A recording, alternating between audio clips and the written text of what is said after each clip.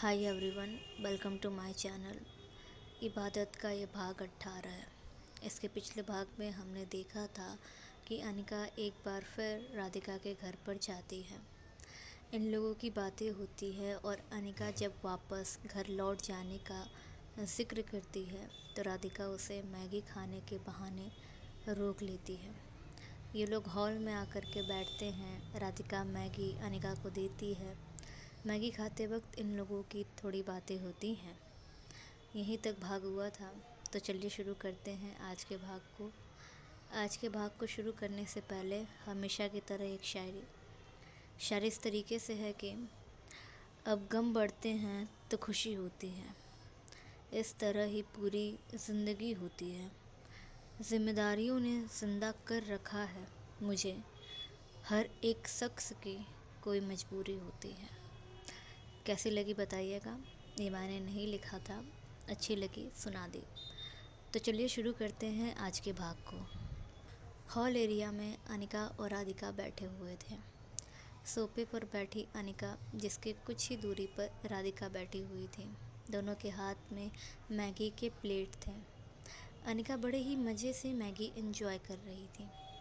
अनिका को इस तरह से खाते हुए देखकर राधिका अनिका को कहती है, थोड़ा संभल कर, यानी कि अच्छे से खाइए।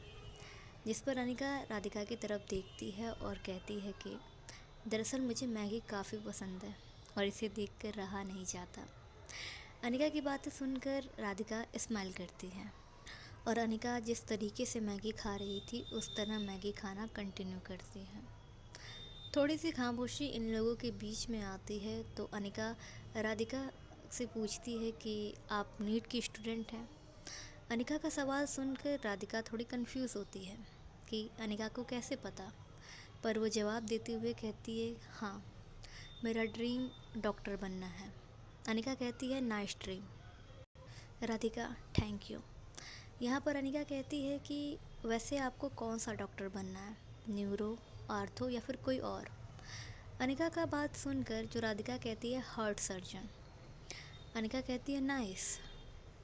अब अनिका को एक मस्ती सूझती है और जो अनिका है वो अपनी मैगी की प्लेट टेबल पर रखती है और राधिका की तरफ देखकर कहती है कि तो मेरा एक सवाल है, उसका जवाब दे दीजिए। राधिका कहती है, पूछिए। तो अनिका कहती है कि दरअसल मेरा ये सवाल है कि किसी को देखकर धड़कनों का बढ़ जाना, उसके करीब आते ही सांसों का उलझ जाना, यानी बेकाबू हो जाना, ये क्या है। इस वक्त जब अनिका ये सवाल पूछ रही थी तो अनिका की आंखें ठहरी हुई थी। उसमें एक ठहरापन था और जिस तरीके से वो राधिका की तरफ देख रही थी, ये एक रोमांटिक वे था देखने का। अनिका का सवाल सुनकर राधिका थोड़ी संभल नहीं पाती, क्योंकि अनिका ने ऐसा ही सवाल पूछा था और उसे अपना याद आता है कि जब अनिका उसके करीब आती है तो उसके दिल कैसे बेकाबू हो जाता है। अनिका पूछती है, जवाब दीजिए। इन लोगों के बीच एक खामोशी आती है। राधिका के पास कोई जवाब नहीं था। अनिका अच्छे से जानती थी कि इसका जवाब राधिका के पास नहीं है। थोड़ा राधिका को टीस करने के लिए जो अनिका है वो धीरे धीरे राधिका के करीब आ रही थी, क्योंकि इस वक्त जो राधिका का फेस था वो बता रहा था कि राधिका इस सवाल का जवाब नहीं दे सकती। तो अनिका क्या करती है, वो राधिका के हाथों में जो प्लेट था उस मैगी के प्लेट को टेबल पर रखती है और धीरे धीरे राधिका के करीब बढ़ने लगती है। अनिका, जिसकी आंखें ठहरी थीं और वो जिस तरीके से राधिका को देख रही थी, मैंने पहले भी बताया, एक रोमांटिक वे में वो राधिका की तरफ देख रही थी। अनिका की यह हरकत, अनिका का धीरे धीरे राधिका के करीब आना, उसके चेहरे के, राधिका संभल नहीं पा रही थी। वो धीरे धीरे पीछे ले डाउन हो रही थी। अनिका की आंखें ठहरी हुई थीं, पर राधिका, जिसे अलग सी बेचैनी घर कर जाती है, यानी उससे बेचैनी होने लगती है, उसकी आंखें इधर उधर जा रही थी, वो ठहरी हुई नहीं थी, वो बेचैन थी। अनिका थोड़ा और करीब आती है, राधिका थोड़ा और झुकती है। राधिका के दिल की धड़कनें फास्ट थी। अनिका की भी थी, बट उतनी नहीं थी। अनिका राधिका के जैसे करीब आती है। यहाँ पर जो राधिका थी वो सोफ़े को ग्रैब करती है खुद को कंट्रोल करने के लिए। इन लोगों के लिप्स के बीच में केवल कुछ ही इंच का अंतर था। अगर अनिका थोड़े और करीब आती तो इनके लिप्स एक दूसरे के लिप्स को टच कर जाते। अनिका पूछती है, एक बार फिर जवाब दीजिए। क्योंकि अनिका का शरारती अंदाज था इसलिए अनिका ने अपनी वॉइस थोड़ी लो कर ली थी, याद को कहें सिडक्टिव कर ली थी, फुल ऑन रोमांटिक। और वो अपनी लो आवाज़ में पूछती है, जवाब दीजिए। राधिका के पास जवाब नहीं था। जैसा अनिका ने सवाल पूछा था वो राधिका के साथ उस वक्त हो रहा था। राधिका अपनी आंखें बंद कर लेती है। उसकी पलकें इतनी ज़ोरों से गिरती हैं कि वो टाइट मतलब वो अपनी आंखें इतनी टाइटली बंद कर रही थी कि उसके पलकों पर जोर पड़ रहा था। और ये अनिका अच्छे से देख रही थी, नोटिस कर रही थी ये काफ़ी अच्छे से। अब अनिका को लगता है कि मजाक रोक देना चाहिए, इसलिए वो राधिका से अलग होती है, यानी उससे थोड़ी दूरी पर आकर बैठ जाती है। राधिका को अभी तक ये फील नहीं हुआ था कि अनिका दूर हट चुकी है और उसी तरीके से उसी पोज में बैठी रहती है। यहाँ पर अनिका की हंसी कंट्रोल नहीं हो रही थी राधिका को इस तरीके से देखकर, और वो हंस पड़ती है। अनिका के हंसने की आवाज़ सुनकर जो राधिका है वो धीरे धीरे अपनी आंखों को खोलती है और देखती है कि अनिका उससे कुछ दूरी पर जाकर बैठ चुकी है। राधिका भी खुद को नॉर्मल करती है और बैठ जाती है। फिर से खामोशी, पर अनिका जो कि हंस रही थी इनके खामोशी को तोड़ते हुए। यहाँ पर राधिका, जिसे थोड़ा शाइनेस फील हो रहा था, उसका जो चेहरा था वो लाल पड़ चुका था और उसने अपनी नज़रें नीचे कर ली थी। राधिका का जो गर्दन था वो नीचे झुका था और उसकी जो आंखें थी वो फर्श की तरफ देख रही थी। अनिका अपने धुन में मगन थी और वह हंसे जा रही थी, पर जब वो राधिका को देखती है तो वो शांत हो जाती है। फिर अनिका को लगता है उसे सॉरी बोलना चाहिए, इसलिए वो राधिका को सॉरी बोलती है। पर यहाँ पर शांत बैठी राधिका, जिसके मन में कुछ और ही सवाल चल रहे थे। ये क्यों हुआ? अनिका को इतनी परमिशन नहीं थी कि वो उसके इतने करीब आए, और जब अनिका उसके करीब आ रही थी तो उसने मना क्यों नहीं किया? वो मना कर सकती थी पर उसने क्यों नहीं किया?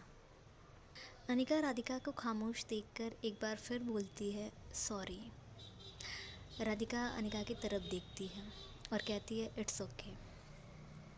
माहौल को नॉर्मल करते हुए जो अनिका है वो एक बात और छेड़ देती है, और वो मूड को नॉर्मल करते हुए कहती है कि वैसे डॉक्टर को काफ़ी पढ़ना रहता है। मैंने सुना है कि उनकी लाइफ केवल पढ़ने में ही बीतती है। अनिका की बातें सुनकर राधिका मुस्कुरा देती है। अनिका पूछती है कि क्या ये सच है या मैंने बस सुना ही है, और वो फिर बातों को घुमाते हुए कहती है कि वैसे मैं आपके रूम में गई थी और मैंने आपकी हैंड राइटिंग देखी है। राधिका, कैसे? तो अनिका कहती है कि जो आपने नोट चिपकाए हुए थे उसे मैंने देखा था, तो उस पर आपकी हैंड राइटिंग थी, तो उसे देखकर मुझे लग रहा था कि आपकी हैंड राइटिंग काफ़ी अच्छी है। तो राधिका कहती है, हाँ मेरी हैंड राइटिंग अच्छी है। वो ये नहीं कहती कि काफ़ी अच्छी है। तो अनिका कहती है कि वैसे डॉक्टरों की हैंड राइटिंग तो काफ़ी बोकस होती है, आपकी इतनी अच्छी कैसे है? अनिका की ये बात सुनकर राधिका फिर से हंस देती है। अब राधिका का मूड काफ़ी हल्का हो चुका था। अनिका चैन की सांस लेती है, पर अनिका अपने सवाल को नहीं छोड़ती और वो पूछती है कि अगर आपको डॉक्टर बनना है तो थोड़ी तो हैंड राइटिंग आपको ख़राब करनी चाहिए अपनी। इतनी अच्छी हैंड राइटिंग पे आप कैसे डॉक्टर बन सकती हैं? यार ये तो गलत है। राधिका कहती है कि मेरी ऐसी ही हैंड राइटिंग है, अब मैं इसका क्या करूं? तो अनिका कहती है, आप डॉक्टर बनना चाहती हैं और आपकी इतनी अच्छी हैंड राइटिंग है, एक मेरा देखिए। लिखते हैं तो पता भी नहीं चलता मुझे ही कि मैंने लिखा क्या है, सामने वाला का तो छोड़िए, उसे तो और नहीं समझ में आता। तो राधिका कहती है, तो आपकी हैंड राइटिंग इतनी बुरी है? तो अनिका कहती है कि कह सकते हैं काफ़ी बुरी है, आपके मुकाबले में तो एकदम बहुत ख़राब। तो राधिका कहती है तब आपको अपनी हैंड राइटिंग इम्प्रूव करने की नीड है। और अनिका कहती है कि आपको अपनी हैंड राइटिंग को थोड़ा ख़राब करने की नीड है, ऐसे आप डॉक्टर नहीं बनेंगी। तो राधिका हंसती है और कहती है नहीं। अनिका बातों बातों में कह देती है कि आप जब हंसती है तो प्यारी लगती है। अब जो अनिका ने इतने अच्छे से मूड सही किया था, माहौल हल्का किया था, वो फिर से उस वे में जाने लगता है। पर अनिका फिर सिचुएशन को संभालती है और कहती है हैंड राइटिंग बिगाड़ लीजिए। राधिका का माइंड तब तक डाइवर्ट हो जाता है और वो कहती है इन लोगों की थोड़ी और बातें होती हैं। इसके बाद अनिका राधिका को बाय बोलती है और वहाँ से चली जाती है।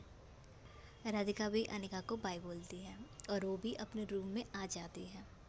अनिका वहाँ से निकलने के बाद अपने घर पर आती है। घर पर आने के बाद अपने कमरे में आती है। क्योंकि उसने राधिका के घर पर ही मैगी खा ली थी तो उसका कोई मूड नहीं था खाना खाने का। इसलिए उसे अपनी माँ को बताना था कि आज वो रात को खाना नहीं खाएगी। इसलिए अनिका अपने रूम से निकलती है और किचन में आती है। टाइम हो रहा था डिनर बनने का और उसे पता था कि इस वक्त उसकी माँ किचन में होंगी। इसलिए अनिका आती है और अपनी माँ से कहती है कि माँ आज मैं खाना नहीं खाऊंगी। उसकी बात सुनकर जो उसकी माँ है वो पूछती हैं कि क्यों बेटा। तो अनिका कहती है कि माँ आज मूड नहीं है। तो अनिका की माँ पूछती हैं कि तबीयत सही है ना। उन्हें लगता है शायद हेल्थ इशू हो कोई। तो अनिका कहती है नहीं माँ सच में आज मूड नहीं है और मैं बिल्कुल ठीक हूँ। तो अनिका की माँ कहती है ठीक है। तो अनिका कहती है हाँ माँ। इसके बाद जो अनिका है वो अपने रूम में वापस आती है, मतलब आने लगती है। पर उसकी माँ उसे पीछे से रोकती हैं और कहती हैं कि क्या हुआ है, ना तो आज तुम चाय लेने के लिए आई, न और खाना खाने के लिए भी मना कर रही हो, कुछ हुआ है क्या। तो अनिका कहती है कि नहीं माँ ऐसा कुछ नहीं हुआ है, बस मन नहीं था मेरा आज, बस इसलिए। तो उसकी माँ कहती है खाना का तो मान सकती हूँ पर तुमने चाय स्किप की, ये बात थोड़ी हजम नहीं हुई। तो अनिका कहती है कि माँ सच में आज मूड नहीं है, अगर आपने चाय बना कर रखी है तो मुझे दे दीजिए, मैं पी लूँगी। तो उसकी माँ कहती है नहीं ख़त्म हो गई है। तो अनिका कहती है तब आपने मुझसे पूछा क्यों। तो उसकी माँ कहती है जस्ट चेक करना था। तो अनिका कहती है आपकी चेकिंग हो गई तो मैं अब जाऊँ। तो उसकी माँ कहती है हाँ। इसके बाद जो अनिका है वो अपने रूम में आती है और बैठ जाती है, अपना फ़ोन उठाती है और हेडफोन लेती है और सॉन्ग्स बजाने लगती है। अनिका अपने रूम में थी। अनिका अपने हेडफोन को कानों पर लगाती है, प्लेलिस्ट ऑन करती है और सॉन्ग्स तो उसके चल रहे थे। हमेशा की तरह अनिका रोमांटिक सॉन्ग ही सुनती थी, इसलिए उसके माइंड में बस केवल रोमांटिक सॉन्ग चल रहे थे और प्लेलिस्ट में भी वही सॉन्ग थे। अनिका एंजॉय कर रही थी, पर उसे हंसी भी आ रही थी कि कैसे वो राधिका के करीब आई है तो राधिका ने अपनी आंखें टाइटली बंद कर ली थी और कैसे वो पीछे ले डाउन कर रही थी और कैसे उसने सोफे को ग्रैब किया था। ये सारी चीज़ें याद करके अनिका को हंसी आ रही थी और कह रहे वो खुद से कहती है कि यार सही है ये तो, लाइक बेचारी कितनी डर गई थी, शक्ल उसकी देखने लायक थी। अनिका के माइंड में ये चल रहा था। यहाँ पर जब राधिका अपने रूम में आती है, भले ही उसने उस वक्त सो नहीं किया होगा, पर वो एक इंट्रोवर्ट टाइप पर्सन थी, इसलिए ओवर थिंकिंग तो उसकी आदत होगी ही होगी। इसलिए वो कमरे में आ कर के जो भी अभी हॉल में हुआ उसे सोचने लगती है। वो सवाल जो उस वक्त वो सोच रही थी वो वापस से उसके माइंड में आता है और वो पूछती है कि क्यों, ऐसा क्यों हुआ। और वो खुद से डिसीजन लेती है कि अगली बार से अगर अनिका मेरे करीब आएंगी तो मैं उनको धक्का दे दूँगी या उन्हें मना कर दूँगी। ऐसा ही राधिका सोचती है अपने आप को तसल्ली देने के लिए, पर असल में बात कुछ और थी। राधिका ओवर थिंकिंग कर रही थी, इसलिए वो अपनी डायरी उठाती है और सारी चीज़ें लिखने लगती है, एक एक चीज़ बारीकी से। उसकी राइटिंग काफ़ी अच्छी थी तो अच्छे से वो लिख रही थी। उस वक्त राधिका ने एक चीज़ अनिका में नोटिस की थी, इतना सीरियस माहौल हो रहा था पर अनिका ने कैसे एक सेकंड के अंदर ही उस माहौल को चेंज कर दिया, पूरी बात ही पलट दी। अनिका का ये नेचर, ये चालाकी राधिका को भा रही थी। इसलिए वो अपनी डायरी में लिखती है अनिका के बारे में कि स्मार्ट तो है, और वो बोलती भी है स्मार्ट। इसके बाद जो राधिका है वो सारी चीज़ें डायरी में लिखती है, डायरी को वापस से बंद करके रखती है। फिर देखती है तो उसकी माँ उठ चुकी थी, तो उसकी माँ पूछती हैं कि बेटा मैगी खाई क्या आपने, क्योंकि किचन में वैसा था थोड़ा सा हुलिया। तो राधिका कहती है कि हाँ माँ, वो मुझे कुछ खाने का मन किया था, इसलिए मैं किचन में जाकर मैगी बना ली अपने लिए। तो उसकी माँ कहती है तब डिनर करना है। तो राधिका कहती है नहीं माँ। तो उसकी माँ कहती है ठीक है, और वो जाती हैं और डिनर की तैयारी करने लगती हैं इनके और राधिका के पापा के लिए। राधिका अपनी बालकनी में आती है और चांद को देखने लगती है, क्योंकि इसने खा लिया था मैगी, इसलिए चाय कैसे पी सकती थी। इसलिए वो बालकनी में आती है, चांद को देखने लगती है। अनिका अपनी बालकनी में नहीं थी। राधिका अपना फ़ोन उठाती है और सॉन्ग बजाने लगती है। सॉन्ग की वॉल्यूम काफ़ी धीमी थी और राधिका वो एंजॉय कर रही थी। अनिका नहीं थी उस वक्त, क्योंकि अनिका भी सॉन्ग सुन रही थी, पर वो अपने कमरे में बैठकर सुन रही थी, और यहाँ पर राधिका अपनी बालकनी में खड़ी होकर सुन रही थी। राधिका सॉन्ग की बारीकियों को, उसकी हर एक ट्यून को, उसके लिरिक्स को अच्छे से राधिका फील करते हुए सुन रही थी। कोई उलझन नहीं, बस शांति। ये लोग जिस प्लेस में रहते थे वहाँ पर काफ़ी शांत टाइप माहौल था, लाइक सिटी नहीं थी कि शोर हो, बस थोड़ा सा शांति टाइप माहौल था, और आसपास इनके पेड़ पौधे काफ़ी अच्छे खासे थे, इसलिए हवाएं भी वहाँ पर फ्रेश होती थी और ठंडी होती थी। तो राधिका उस वक्त फील कर रही थी चीज़ें। इसे फील करते करते राधिका को एक ख्याल आता है, और जब राधिका को ये ख्याल आता है तो वो थोड़ी सी अपसेट होती है, इसलिए वो अपने सॉन्ग्स को बंद करती है और वापस से कमरे में आकर अपनी पढ़ाई कंटिन्यू करने लगती है। अनिका भी अपने गाने बंद करती है और अपना लैपटॉप उठाकर काम करने लगती है, और काम करते करते वो सोने वाली थी, पर उसे थोड़ा लेट हो जाता है। यहाँ पर सभी लोगों ने डिनर कर लिया था, पर अनिका को अब लग रही थी भूख, क्योंकि उसने खाया था शाम के वक्त, और उसके खाए हुए मैगी लगभग 3 से 4 घंटे से ऊपर हो चुके थे। अनिका को लेट भी तो हुआ था आज, तो उसे लगी थी भूख। अब किचन में वो जाती है, चेक करती है, तो कुछ भी खाने को नहीं था। तो अनिका कहती है अब क्या करूँ, इसलिए वो फ्रिज में चेक करती है कुछ खाने के लिए, पर फ्रिज में भी कुछ खाने को नहीं था। तो अनिका कहती है शिट यार, अब क्या करूँ। जब वो फ्रिज में ढूंढ रही थी तो उसे एक चॉकलेट मिलता है, तो अनिका कहती है कि इसी से काम चला लेंगे, और वो उस चॉकलेट को लेकर आती है अपने रूम पर।